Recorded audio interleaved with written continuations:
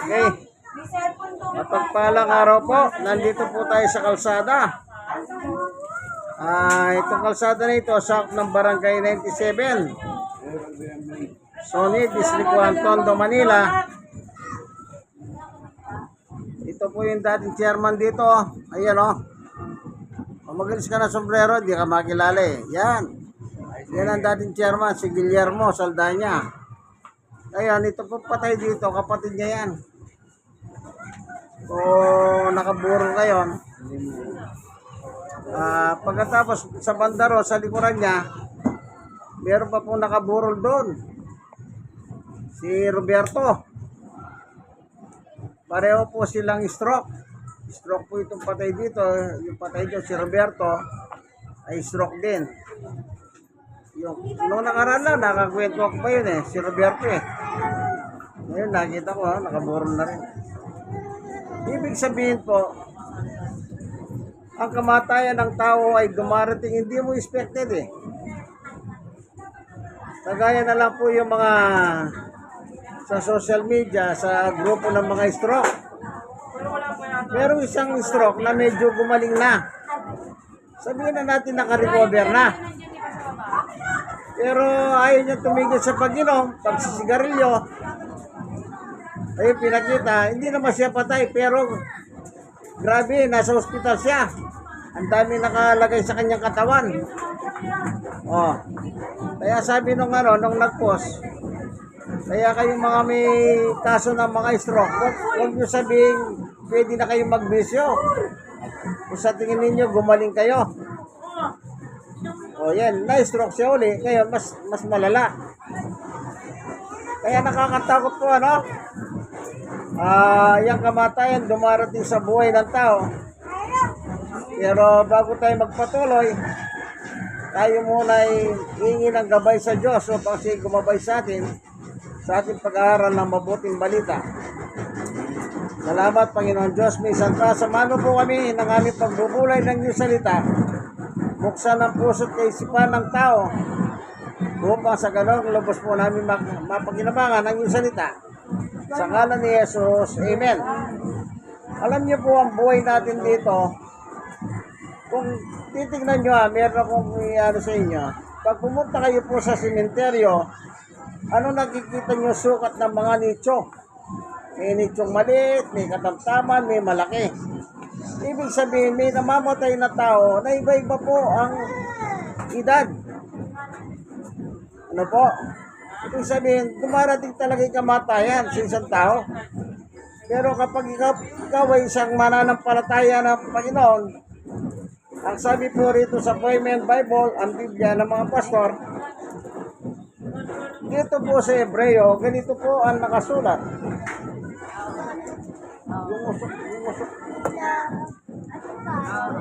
Ang nakalagay po dito, Hebreo 2:15.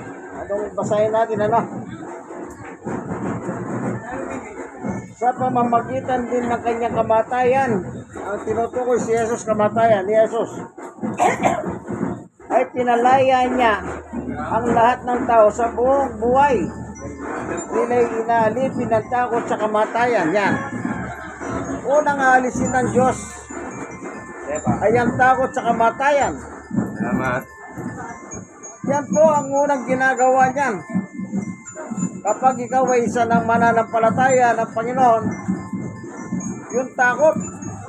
Pero hindi ibig sabihin, kung inalis na ng Panginoon, yung takot ng kamatayan sa buhay mo, dapat abusuin mo yung sarili mo. Hindi. Kasi, ang mangyayari niyan, parang hindi ka mananampalataya. Parang ganito, di ba? Na-stroke ka o nagkasakit ka na, hindi lang stroke. Pagpunta mo sa doktor, i-check up ka ng doktor, ang unang ituturo ng doktor sa iyo, o unang tatanong ng doktor, naninigarilyo ka ba? O umiinom ka ba ng alak? Sino naman po ang taong hindi umiinom ng alak? At sino ang taong hindi naninigarilyo? Kung minsan, sa harap ng doktor, magsisinungaling ka pa eh. Hindi po ako nagbibisyo, pero totoo nagbibisyo ka. Natawa po yung dumaan. So, ang sabi ng doktor, o magbuhat ngayon, huwag kang magbisyo, huwag kang uminom ng alak, huwag kang manigarilyo. Di po ba yan ang payo ng doktor? Eh, doktor yan, nag-aral yan eh. Ngayon, meron ka salita ng Diyos. Tanggapin na natin ang katotohanan, may salita ka ng Diyos. Pero inabuso mo pa rin yung sarili mo sa bisyo. Ibig sabihin, nawawala po yung salita ng Diyos sa buhay mo. Kasi, ang doktor po ay nagtuturo ng ikabubuti ng tao. Kaya ngayon, nagbisyo ka. Kagaya ka nung nabasa ko nung minsan. Sa grupo ng mga stroke. O ngayon, nakita ko yung picture, nasa ospital, ang dami nakalagay sa katawan. Pero ang kwento ng isang, yung nag-post, naka-recover na yan, sabi niya. Pero ayaw maglubay sa bisyo. O, kita nyo? Alam nyo, yung ganyang buhay, huwag nyo nga busuin ang inyong katawan. Unang-una, ito meron kasi sinasabi si Apostol Pablo sa atin, ito kanya sinasabi, ay unang Korinto 6:19-20. Ang sabi ni Apostol Pablo ay ito, hindi ninyo paghahari ang inyong katawan. O, itong katawan natin, hindi natin paghahari pala ito. 20. Kaya gamitin ninyo ang inyong katawan upang maparangalan ng Diyos. Ibig lang sabihin, yung katawan natin ito, itong buhay na ito, ay galing sa Diyos. So, sabi ni Pablo, gamitin nyo ang inyong katawan upang maparangalan ng Diyos. Eh, nagbibisyo ka. Nasaan ang karangalan ng Diyos sa iyo ngayon? Oh, nagbibisyo ka. Eh, pagkatapos namatay ka dahil sa bisyo, sino may kasalanan ngayon? Di kasalanan mo. Naalala nyo ba yung katang Killing Me Softly? Oh. O, Killing Me Softly. Patayin mo ako ng dahan-dahan. Ang ganda ng buhay mo, nagbibisyo ka. Eh di pinapatay mo na ng dahan-dahan ng iyong sarili. Kaya pag namatay ka, o nagkasakit ka, na hospital ka, sino pinahihirapan mo? Pamilya mo. Siyempre, dahil mahal ka ng pamilya mo, kahit walang pera, ihiram ng pera para mapagamot ka. Di po ba ganon? Pag hindi ka naman tutulungan ng pamilya mo, ikaw pa yung galit. Pero nung nagbisyo ka, sarili mong hindi ba? Nagbisyo ka, sarili mo lang. Kasali mo ba sa bisyo kapamilya mo? Hindi. Pero magkaroon ka na sakit, kasali na sila sa problema mo. Pag hindi ka naman nila tulungan, ang sasabihin ng tao, ay walang kwentang kapamilya yan. May sakit na yung kapamilya nila, pa nilang tulungan. Kita mo, dahil sa kagagawan mo, yung pamilya mo tuloy napipintasan. O, di ba? Kaya pag naniniwala ka sa Diyos, gamitin mo katawan mo para sa Diyos lang. Yan bisyo ba? Sa Diyos yan. Eto, babasahin ko, ano? Kay Satanas yan. Ibig sabihin, kung nagbibisyo ka, ang katabi mo si Satanas, hindi mo kasama ang Diyos. Kasi nagbibisyo ka eh. O, di ba? Anong dulot ng bisyo? Magdamag at puyatan. Di ba ganyan? Sugal. Magdamagan din yan. Mga club, mga kabaret. Sa gabi yan. Imbis na matulog ka, nagkakabaret ka pa. Doon sa Pampanga, sa Angeles. Patay ang Angeles pag araw. Pag gabi, buhay na buhay. Eh bakit? Eh puro kabaret eh. Ganon ang buhay nun. Oh. Kaya alam niyo po, wag po natin abusuin ang kabaitan ng Diyos. Tandaan nyo, mabait ang Diyos, pero marunong din magalit ang Diyos.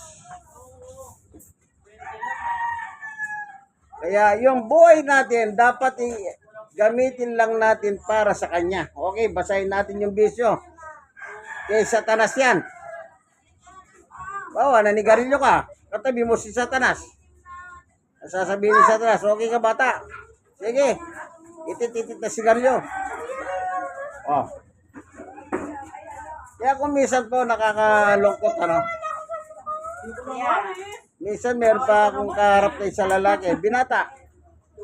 Sipin na, nagbabible study ko sa kanila, pinapausukan ako, naninigarilyo. Sabi ko, minto ka muna.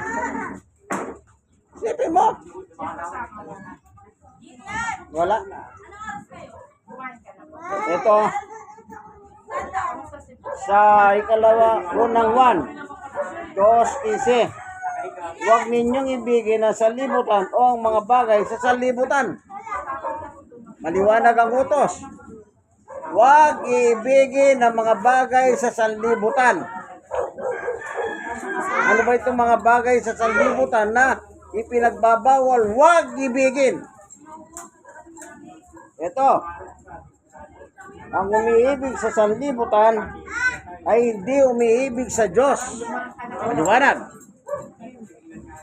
Pag mahal mo ang mga bagay sa sanlibutan, hindi ka sa Diyos. Eh, kanino ka? Ako na magsasabi, Satanas ka.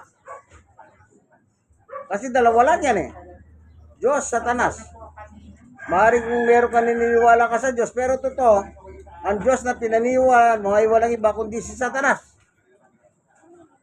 This is, ang lahat ng nasa sanlibutan, ito na. Pakinggan niyo pong mabigi. Ang pagnanasa ng laman. Pagnanasa ng laman. Ang pagnanasa ng mata.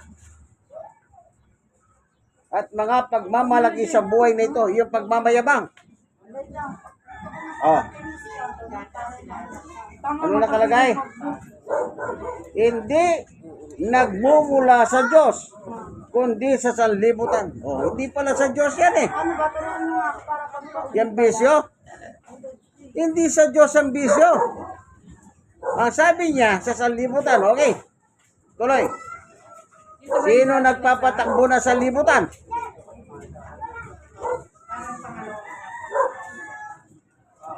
Unang 1:5, 19. Ang buhong sanlibutan ay nasa kapangyarihan ng dyablo. Oh. Yan palang mga bagay dito sa sanlibutan ay sa dyablo. Oh. Nagbibisyo ka. Masaya ang pakiramdam mo. Sino bang hindi masaya sa bisyo? Lahat masaya, sabi nga ng iba eh. Even ang pakiramdam. Kita nyo, pati langit. Ano pa sabi nila? Sige pare, order lang kayo. Sky is the limit. Talagang paldong-paldo. Pati heaven, ginagamit na. Dahil lang sa pagbibisyo. Maliwanag po, yung mga bagay na ginugusto ng tao sa sanlibutan, yung mga bisyo, yung mga pagmamayabang. Anong sabi sa Biblia? Lahat ng yan kay Satanas. Oh. Kaya tama, kapag yung mga bagay sa sanlibutan ginagawa mo, hindi sa Diyos yan, sabi ni Juan. Hindi sa Diyos. Eh kanino? Natural kay Satanas, ang sabi ni Juan. Ibig sabihin, ang kinakasama mo ay si Satanas. Pero walang gusto makasama si Satanas. Tanungin mo ang tao, gusto mo ba makasama si Satanas? Walang nagsabi na gusto niya kay Satanas. Naalala ko si Rod Navarro noon. Komentarista sa radyo yun eh. Minsan napapakinggan ko yun, paminsan-minsan. Alam niyo po ba kung ano sinabi ni Rod Navarro? May patay na si Rod Navarro eh.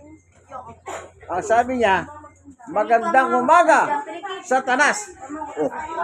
Kita nyo, pati si Satanas binabati niya ng magandang umaga. Ayun, di nagtagal, namatay siya. Kilala niyo rin, komunista yun, komedyante sa showbiz. Si Satanas. Ay, si Rod Navarro. Dapat yung kata na ginagamit na hindi natin paghahari. Ganito, bibigyan ko yung ilustrasyon na mas madaling yung maunawaan. Bawa, may property ka. Papayag ka ba na yung property mo, sisiyan yan? Hindi, babayan mo yan, aalagaan. Property ng dyan. Pero bakit mo ginagamit ang property ng Diyos sa bagay na masama? Kagaya na sa sanlibutan. Oh, hindi po ba? Masama. Tatandaan ninyo, pag meron kayong property, oh, parang ganito, meron isang nag-abroad.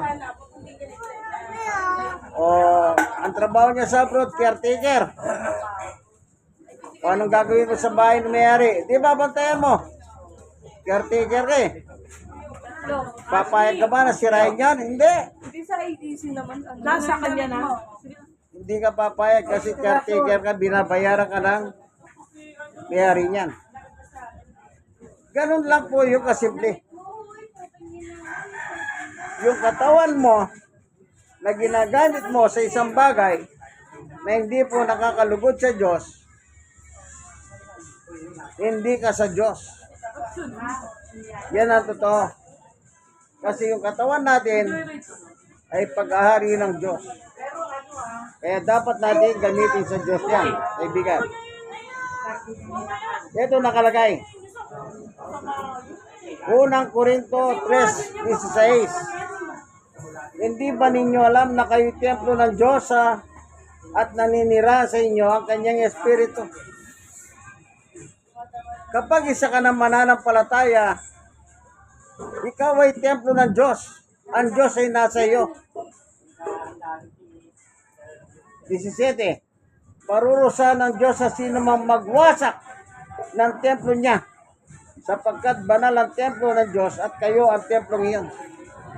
So, ibig sabihin, kapag isa kang mananampalataya, pero yung katawan mo, ginagamit mo sa masama, yun, sa bisyo. Anong sabi niya?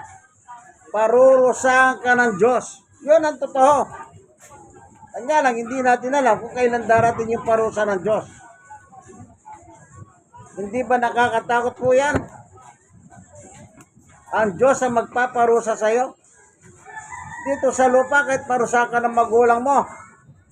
Pero may limitasyon nyo kasi magulang mo siya. Pero kung ang Diyos ang magparusa sa iyo, impyerno ang punta mo.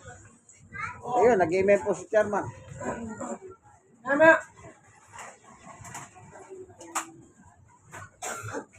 Tandaan nyo po yan. Sabi ni Pablo, Amen, Father. Amen, ang Father. magwasak. Paano mo winawasak? Yung buhay mo, alam mo na, nagaling sa Diyos, pero ginagamit mo sa bisyo. Oh. Isipin nyo po yan. May sakit ka, dasal ka ng dasal sa Diyos, na sana pagalingin ka niya. Na medyo nakaranas ka ng kaginawa, ano ginawa mo? Inom dito, inom doon. Oh. Di po ba ganyan? Maraming ganyan. Wait lang yan, pababa pa lang kasi. Dapat hindi po. Yung katawan natin ay gamitin natin para sa karangalan ng Diyos. Kaibigan, lagi niyo po tatandahan ng Diyos hindi po nagbibiro.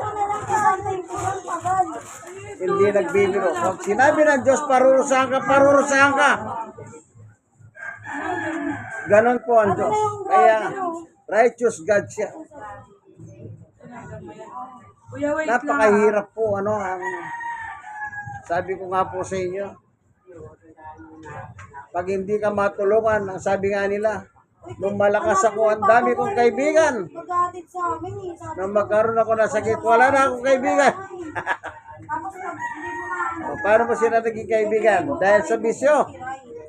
Ah, Nakabook nga sa akin itong Tatandaan niyo po, kaibigan. kaya nga ako na lang po na dun. Ang buhay natin ay maiksi lamang. Kaya, pagyamanin na natin yung pinagagamit ng Diyos sa atin, ang ating buhay. Isipin mo, yan lang humihinga ka sa labas na walang bayad. Ay, malaking benepisyo na yan. Bigay ng Diyos yan, hindi ka sisingilin ng Diyos yan. Libreng Oo hangin nga, kuya, yan. dalawa kasi yung binubook ko kasi dalawa sila. Pero tanda natin, Pinagbibihis. ang tao po kailan parurusahan? Panguling talata. Ang Diyos ay namamarusa. Pero kailan niya parurusahan ng tao?